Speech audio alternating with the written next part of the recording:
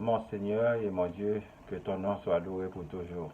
Je te dis merci infiniment pour la vie et ta création. Merci pour tout ce que tu as fait pour moi. Je t'adore et je t'aime, oh mon Dieu, Dieu de délivrance, Dieu de miséricorde. Aie pitié de moi. Pardonne mes péchés et ceux des autres. Nous reconnaissons nos fautes, toi qui vois tout et qui sais tout. Sauve-nous de tous nos ennemis et de tous nos adversaires. Mon nom c'est Boniface Pardon, votre serviteur. Je vous salue dans le nom de notre Seigneur Jésus, le nom qui fait trembler le prince de ce monde et ses serviteurs. Tu es le mot de passe de tous les chrétiens, l'envoyé du Père pour sauver tous ceux qui croient en lui. Enfin, je vous dis merci et bienvenue sur le web, chers internautes, à l'écoute et à la visualisation de cette nouvelle édition. Soyez bénis. Le titre d'aujourd'hui, c'est « Si le roi le trouve bon, accorde-moi la vie. Voilà ma démarche, ma demande et sauve mon peuple. Voilà mon désir. » Esther, chapitre 7, du verset 1er à 10.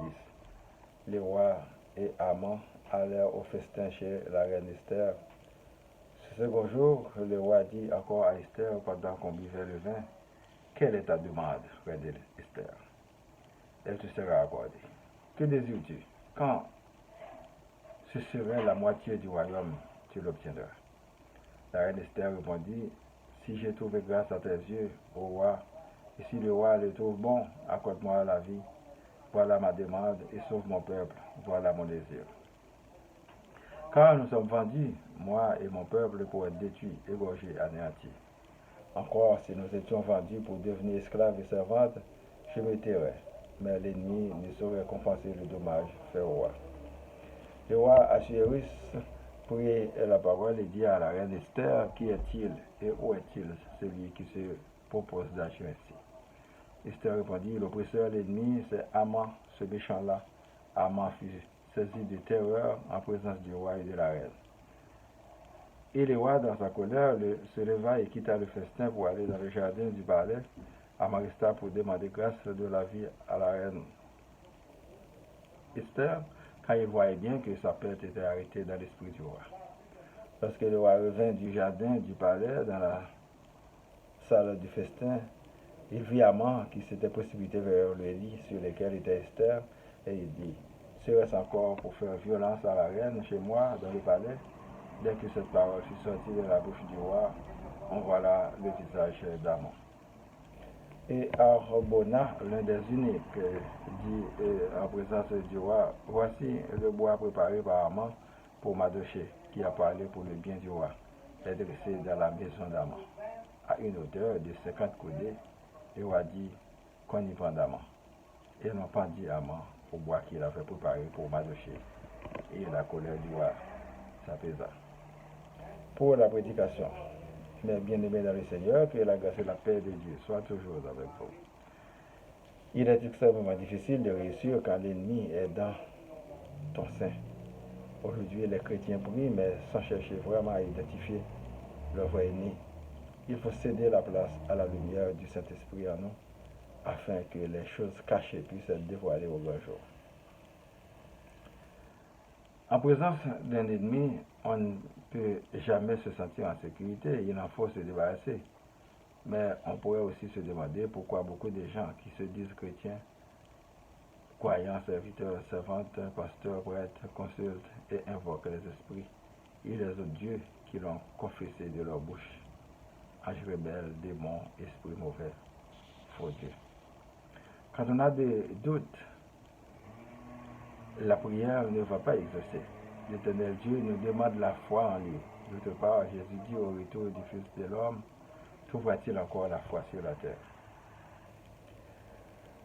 Mes frères et sœurs, il y avait toujours de la souffrance, de la calamité, de la misère sur la terre, des catastrophes naturelles et humaines à travers le monde. Sauf que les informations circulent plus rapidement aujourd'hui et la population mondiale est considérablement augmentée. Puis l'évolution de la technologie et de la science joue un grand rôle dans le véhicule. L'homme ne peut pas évoluer ou progresser sans la liberté. L'atrocité de l'homme l'avait poussé à réduire ses semblables à un niveau d'esclavage extrême, qu'il fallait beaucoup de temps pour que des peuples pouvaient s'en sortir et d'autres pas du tout. Il veut pourtant en priver d'autres, mais pas lui. C'est la haine et l'absence de l'amour.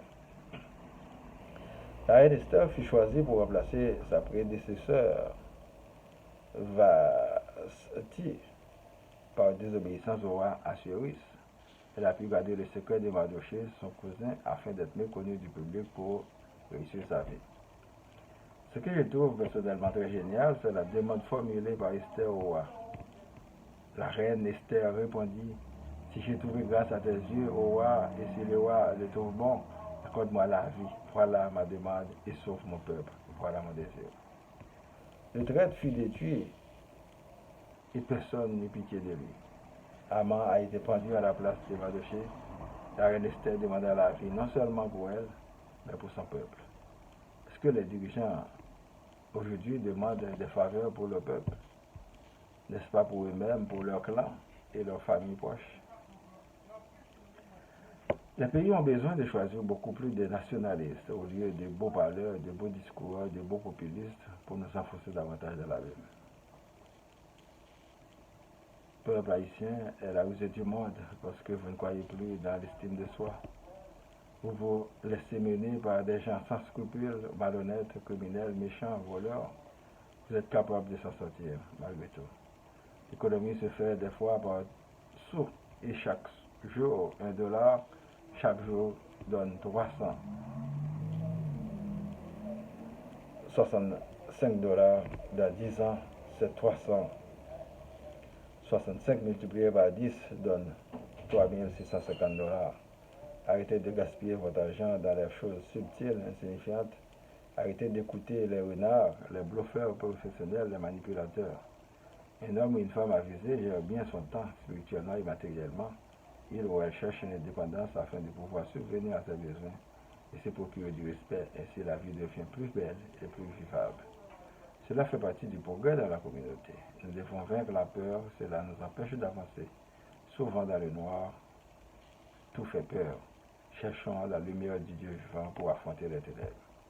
Il n'y aura pas un sauveur humain pour Haïti. Quel que soit l'homme ou la femme au pouvoir, nous devons démocratiquement travailler ensemble pour venir à un meilleur résultat. Ne croyez pas dans aucun homme ou femme qui s'improvise leader ou sauveur. Moïse était constamment en communication avec l'Éternel Dieu et Jésus était en prière en permanence avec le Père. Cela dit, un homme seul ne peut en aucun cas sauver un pays. Les dirigeants doivent arrêter d'envoyer les richesses du pays ailleurs et s'investir tous ensemble localement pour un Haïti prospère. Arrêtez d'encaisser des mensonges. Personne ne viendra reconstruire Haïti, ni aujourd'hui ni demain. Chers compatriotes, voilà la vérité que vous n'êtes pas prêts à entendre. Demandons à notre Seigneur, l'Éternel Dieu, de nous délivrer de tous nos ennemis et de tous nos adversaires. Que le Seigneur Jésus nous sauve de tout danger et de tout mal.